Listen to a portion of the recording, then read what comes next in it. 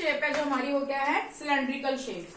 ठीक है, well known figure है जो मैंने थोड़ी देर पहले आपको एक दिखाया भी था, जो होलो करके, वो सिलेंड्रिकल शेप थी, जो कि एक मर्तबान था कांच का।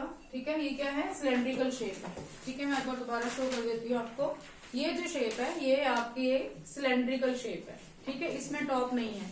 अगर आपको इसका एरिया निकालना पड़े तो आप निकाल सकते हो, इसका वॉल्यूम निकालना पड़ेगी, इसकी कैपेसिटी कितनी है तो भी आप निकाल सकते हो। तो हम दोनों ही चीजें समझेंगे कि एरिया कैसे निकालना है और वॉल्यूम कैसे निकालना है। ठीक है, तो एरिया हम कैसे निकालेंगे, अब इसमें पहले हम इसको समझेंगे कि ये बना कैसे, इसकी फॉर्मेशन कैसे हुई। मेरे हाथ में आप एक रेक्टेंगुलर पेपर देख रहे हो, इसको एज्यूम करना है कि कंप्लीट ही है ये। ठीक है, ऐसे टीयर हुआ ये। ठीक है, तो ये लेंथ होगी और ये क्या हो गई, ब्रेथ। ठीक है, आपको रेक्टेंगुलर शीट नजर आ रही है। अगर इस शीट को मैं इस तरह से घुमा दूं और इसको पेस्ट कर दें, ठीक है, और वैसे का कोई मेटल होता तो ये यहां से आपका ऐसे ज्वाइंट हो जाता है ना, है ना। तो अब यहां से खैर हम इसको ऐसे पेस्ट करेंगे तो ये कौन सी शेप बन गई आपकी, सिलेंड्रिकल शेप बन गई। ठीक है, दिख रहा है। तो दैट मीन्स आपका जो सिलेंडर का एरिया है वो रेक्टेंगल के एरिया से ही निकला। कैसे, अब हम ये देखेंगे। ठीक है, अब ये देखो, ये कौन सी साइड थी, ये वाली लेंथ। ठीक है, अभी हमने इसको सिलेंडर बनाया। अब आप ध्यान से देख के बताएंगे कि जो लेंथ है वो किसमें कन्वर्ट हुई, सर्कल में या सर्कमफ्रांस में। पूरा सर्कल है या ओनली सर्कल की बाउंड्री है, सर्कल की सिर्फ यहाँ पे बाउंड्री है, तो ये किसमें कन्वर्ट हुई है, सर्कमफ्रांस में। ठीक है, तो हम यहाँ पे पहले समझेंगे इसका जो लिटरेरल एरिया, ये कौन सा एरिया जिसमें बेस भी नहीं है और जिसमें टॉप भी नहीं है। ठीक है, बेस और टॉप के बिना जो एरिया होता है वो कौन सा होता है, लिटरेरल या फिर कर्व सरफेस एरिया। ठीक है, तो इसके 3 पार्ट होते हैं। एक तो ये रेक्टेंगुलर पार्ट, ठीक है, जो कि सीएसए में चेंज होता है। एक इसका बेस जो कि सर्कल ही है, और जो इसका टॉप वो भी क्या है, एक सर्कल है। सर्कल का एरिया आपको पता है, that is pi are square. ठीक है, यानी area of base is pi are square, area of top is also pi are square. अब ये है लेंथ और ये है ब्रेथ। ठीक है, area of rectangle is length into breath. ठीक है, कर्व्ड सरफेस एरिया, ठीक है, जो कि हमारा किससे बना है, हमारा रेक्टेंगल से। ठीक है, that is length into breadth. Length किसमें चेंज हुई, हमारी सर्कमफ्रांस में।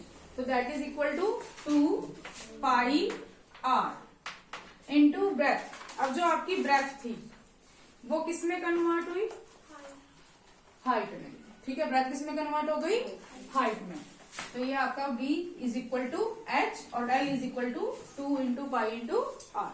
तो आपका कर्व सरफेस एरिया बन गया 2 पाई आर एच, राइट।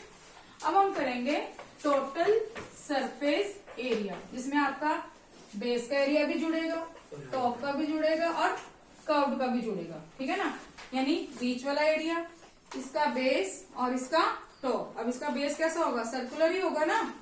ठीक है, तो यहाँ पर क्या आएगा, 2 pi R H plus pi are square plus pi are square, pi are square plus pi are square is equal to 2 pi are square. Good answer, 2 pi R H.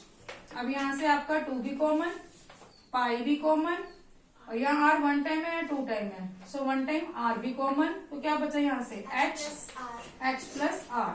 ठीक है, तो आप 2 में 4 को प्लस करें या 4 में 2 को, आंसर सेम आता है ना। तो फॉर्मूले को थोड़ा इजी करने के लिए आर को आगे कर दिया, एच को, ताकि जिस पे खत्म हो रहा है उसी से शुरू हो जाता है, तो बच्चों को लर्निंग जो है वो इजी हो जाती है। तो इसी से इसका फॉर्मूला बन जाता है 2 pi R in the bracket R plus H, total surface area of cylinder. Clear है। तो अगर अब इसमें से टॉप नहीं है, सिर्फ बेस का एरिया ही निकालना है, जैसे कि ये, ठीक है, इसमें अब आपको एरिया किसका निकालना है, इसका। कैसे निकालेंगे हम, इसकी हाइट नोट करेंगे, है ना, इसका सर्कल का स्केल लेंगे, डायमीटर नोट करेंगे, डायमीटर से रेडियस निकलेगी।